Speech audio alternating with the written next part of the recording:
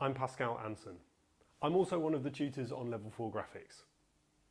Zelda's asked me to talk to you a little bit about the design process. The last video I did overran. I did 12 minutes, so I'm going to try and go a little bit quickly this time. I've written a book and it's got 6 chapters in it, and I'm going to talk about design and in particular graphic design in relation to those 6 chapters because I think they're kind of relevant to, well, they're certainly relevant to my design process. So when we're having conversation in tutorials, I guess all these things might well come up.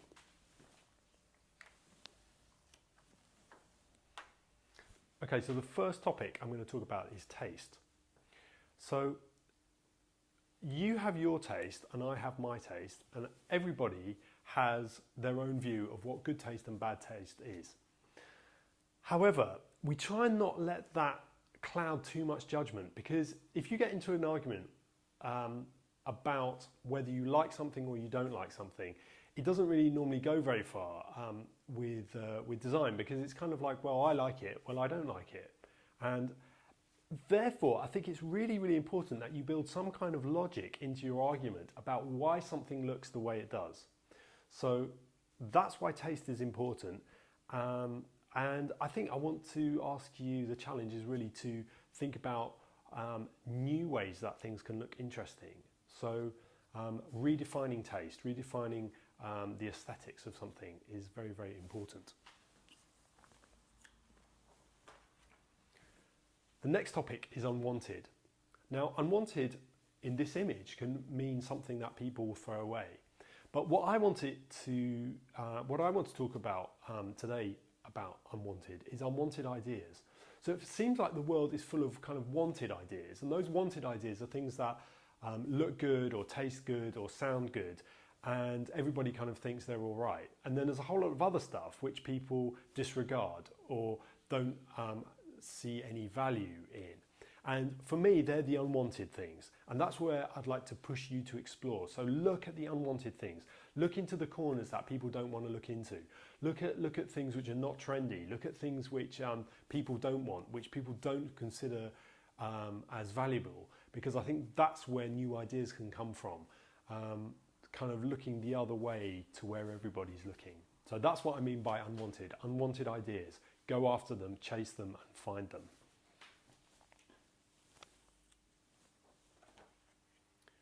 The next topic is about materials.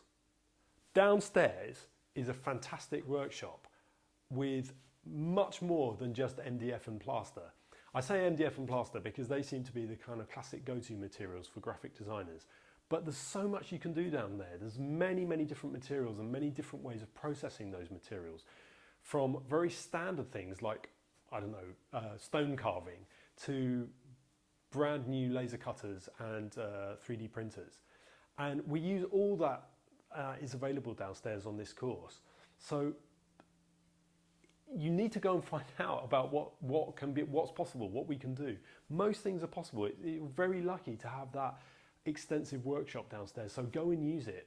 But you also need to find out what's possible, because I think that will can help push your ideas forward. If you only know how to make things from MDF and plaster, that's where your ideas will stop. So you need to really broaden your ideas to many, many different materials.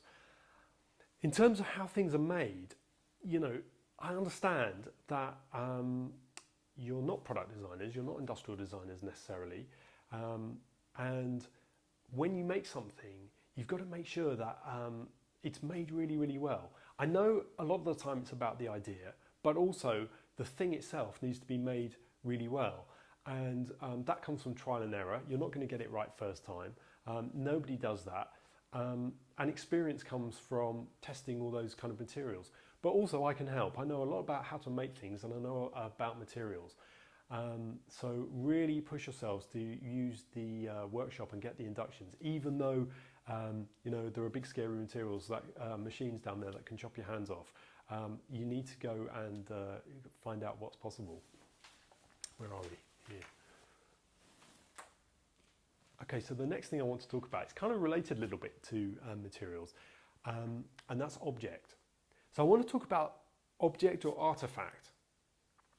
So I had a conversation a few years ago with a student who was wondering whether she was a product designer or whether she was a graphic designer. And her idea was about an unlimited pencil. So this pencil, which kind of went on and on forever, very, very long pencil. And so I said to her, well, what are you interested in? Are you interested in the object, or are you interested to see the image of somebody using that object? And for me, that's the difference between somebody who's a graphic designer and a product designer. And you know, I don't really like those boundaries too much because, you know, I started off by saying I'm a 3D designer. I'm not really a graphic designer, but I do some graphics.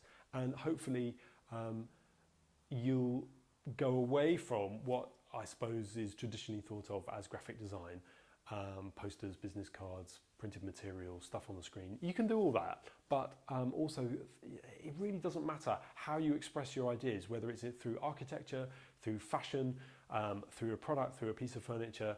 We've seen all those kind of things, and they're all equally valid. So the object and the artifact is really, really important.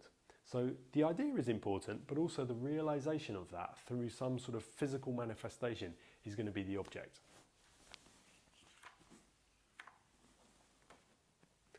Okay, the next topic is shopping.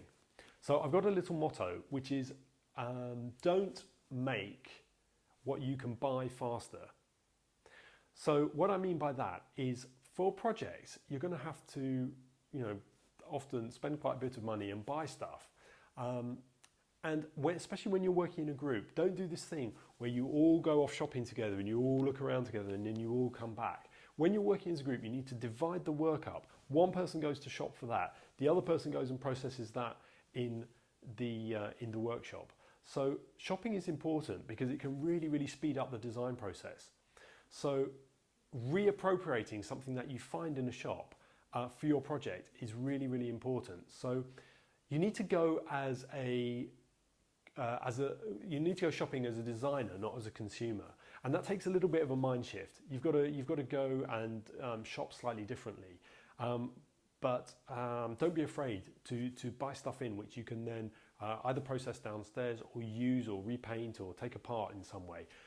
That's very, very important. So enjoy shopping, but you've got to go as a designer, not as a consumer. And then the last one, process, is probably the most important part. So there's many, many different ways to design. There's many different design processes, but that is what we're going to be teaching you this year. We want to teach you a really, really investigative, rigorous, experimental design process where we just push you really hard so that your ideas are as good as they possibly can be. Some tips, I think. Don't just write lists. You need to draw stuff, you need to make stuff, and then you need to test stuff over and over again. That's called an iterative process, an iterative design process, where you don't just make something and it's going to be right. You need to make something and test it, see if it works, and then go back and reinvestigate the idea part of that process and make it even better the next time. The other thing about process, I think this goes from, you can kind of apply this to many different types of design, whether it's architecture, fashion, graphic design, product design. And that's three very, very simple words, which is observation, analysis, and opportunity. So observation is how do you see the world? What does it look like? Analysis is how do you take apart the world that you're seeing? And then opportunity is once you've asked those questions through analysis, what opportunities do you have? What can you do with that? And you can apply that to a garment, you can apply it to a piece of communication, and you can apply it to a product. And what I want to see from you is how you see the world, because everybody sees the same world in a very, very different way. And that's what makes that's what makes working on this course and talking to you exciting, because hopefully you will have a vision which is slightly different to mine, slightly different to somebody else. And I want to see that observation. I want to see where you find delight in things, where you see unusual patterns, unusual behavior, unusual sounds, unusual communication. Look at those things, then ask the questions, take stuff apart. You can take apart a radio, and find out where the speaker is and where the batteries are, but you can also take apart something that's visual. That's the timer.